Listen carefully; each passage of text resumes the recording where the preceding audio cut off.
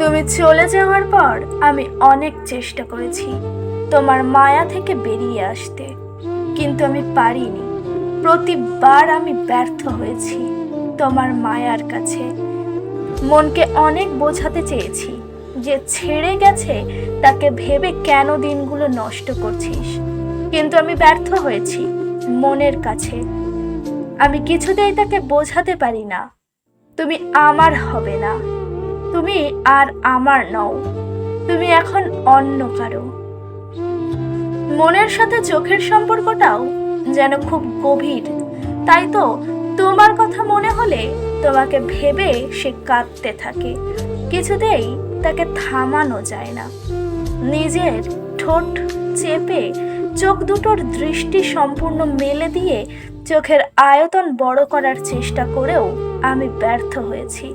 তবুও চোখের জল আটকাতে পারিনি, সে তোমার নামেই ঝরে পড়েছে।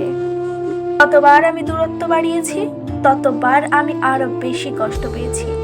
ভেবেছিলাম চোখের আড়াল হলে হয়তো বা মনের আড়াল করা যাবে, কিন্তু না, আমি পারিনি। আরো অনেক বেশি যন্ত্রণা অনুভব করেছি বুকের মাঝে। মন শুধু বলে দূরত্ব না বাড়লে অন্তত তার মায়া মুখটা একবার হলেও দেখা যেত, মন প্রশান্তি পেত।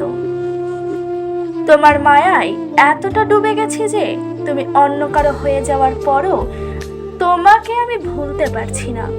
আমি পারছি না তোমার খুব কাছে যেতে, পারছি না একটু দূরত্ব মেনে নিতে। এমন এক দোটানার ভিতরে পড়ে আছি, না পারছি ঠিক মতো বাঁচতে আর না পারছি মরতে।